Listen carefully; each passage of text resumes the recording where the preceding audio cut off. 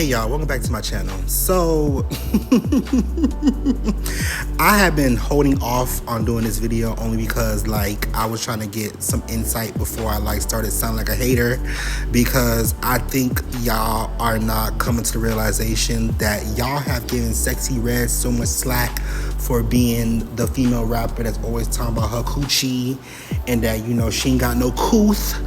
But y'all seem to forget about Megan Thee Stallion. And before, like I said, for anybody say, "Oh, you being a hater," Megan has been in multiple relationships. That's no shade. G-Eazy, Moneybagg Yo, Tory Lanez, The Baby.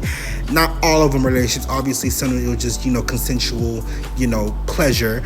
But, you know, now that she with somebody like Klay Thompson, who is an NBA player with a clean record, mind you. I don't think Klay Thompson's ever been in any scandals or anything. But she made Love a Girl, and I'm just kind of like, okay, y'all not tired of talking about y'all vaginas? Because again, Kissing You was a sensual song, and somehow she turned it into, you know, sexual slop. Because, you know, my man, my ninja, my baby, taking me down, driving me crazy. Like, we're talking about kissing. Kissing is so vanilla. Kissing is supposed to be something sensual. Kissing, when we were younger, teenagers, when we finally kissed our boyfriends or girlfriends, it was like butterflies, like, oh my God, we just kissed. And, you know, it was something, you know, smooth operator type things. Like, when you took that kiss at a movie theater to your girlfriend or boyfriend, whatever, you just like, tee, like you was giggling and stuff. But like, y'all have continued to allow Megan to make this vagina rap and like praising it, and I'm sick of it. So let's get into some people who also reviewed the song and did not like it, because I think at this point y'all be lying to these girls, the female rappers, the new ones, when it comes to the music, because y'all just, you know, like it because they are aesthetically pleasing and not because they actually rap good. And the thing is, Megan Thee Stallion, Tina Snow, which was her best project. I just feel like we will never ever get that ever again. So with that being said, check this out. I love me some Megan Thee Stallion, but I am so sad to say that the full version of Lover Girl did not live up to the snippet. From the moment that I heard that Total Kissing You sample and the hook, my man, my baby, digging me down, spoiling me, driving me crazy, I was ready. Okay. And it's so crazy because before she started teasing the song, I was wondering how she's going to incorporate her new relationship into her music. If you guys don't know, she's in a relationship with Klay Thompson. They're such a cute couple. Just after I thought of that, she teased the song, and like I said, I was excited for it. But I think my main issue with the song is the structure. When it comes to my reviews, I'm usually saying I want a song to be more than 2 minutes long. This song is 4 minutes plus, and I should be grateful for it. But if a song can be 3 minutes plus, the structure has to make sense.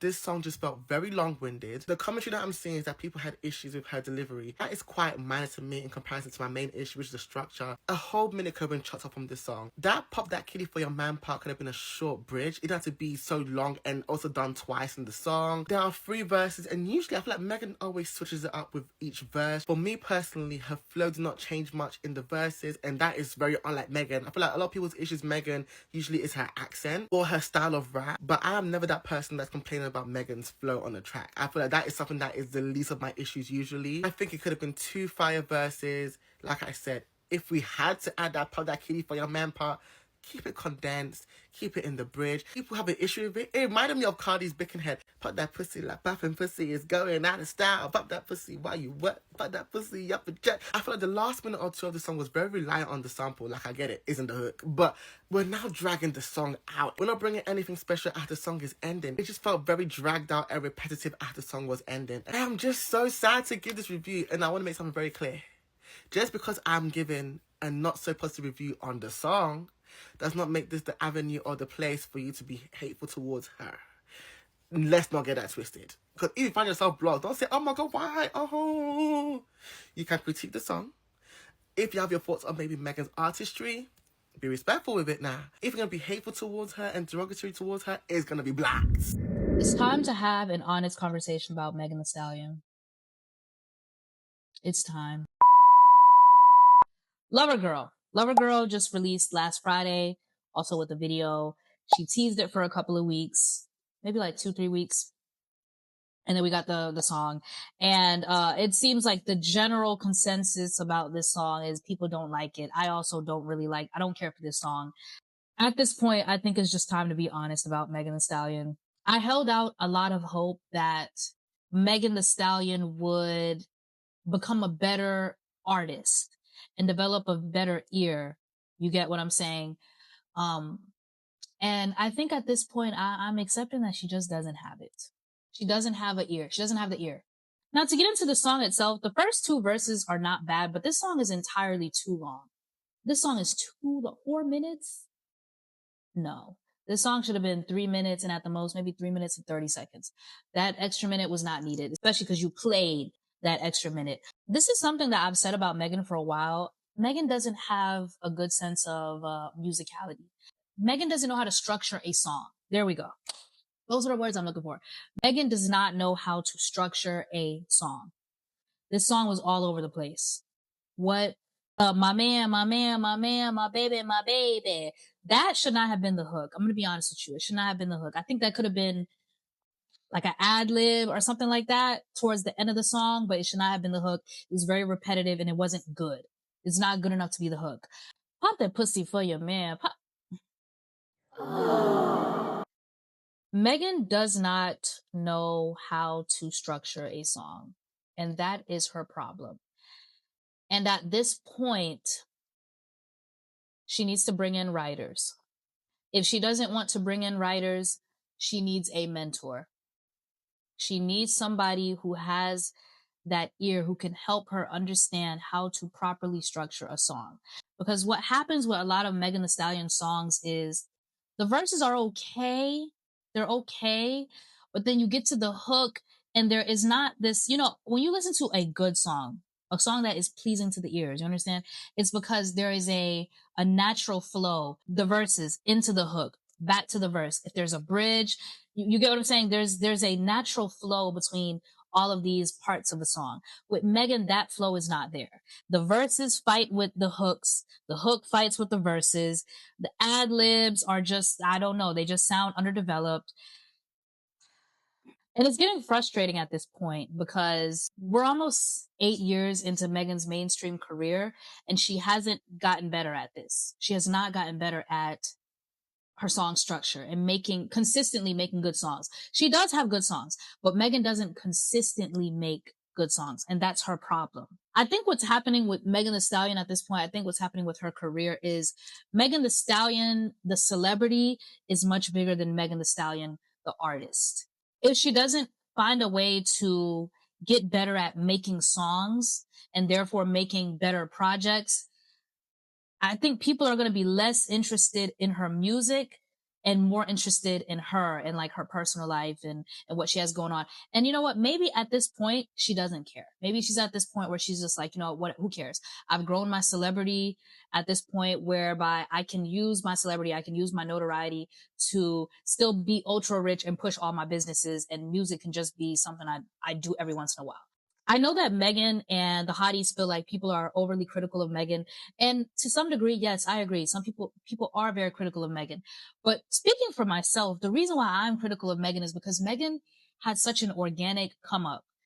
She is somebody who came up pretty much because she was talented and she just had star quality and she was so likable. Do you understand? For this to be where we're at 8 years later, for somebody who had so much promise, she has failed to deliver over and over and over and over again. And I understand, like, the hotties, especially her fans, formed a very like protective shield around her because she went through so much in the public eye so early on in her career. And I get it. I understand, However, I think this shield that they formed around her is actually becoming detrimental at this point because she can't grow if you guys are not honest with her. I'm not, I just don't understand. The music is getting worse. Like, this is crazy. It's just too damn predictable. She's too damn predictable. And when an artist gets too predictable, eventually people are going to stop tuning in because they know, oh, well, yeah, whatever. It's going to be the same shit you gave us the last 10 times. If you want to have longevity and staying power, you have to be polarizing. You got to keep people on their toes. Girl, go back to the drawing board and get some writers, people who just have that ear, who have that musicality, who can help her become a bit more dynamic on the beat. Switch it up some. Write the hooks for her. Help her, okay, yeah, maybe you should add these ad libs, add some more, a little bit, produce your vocals this way. You get what I'm saying? So that she's less predictable.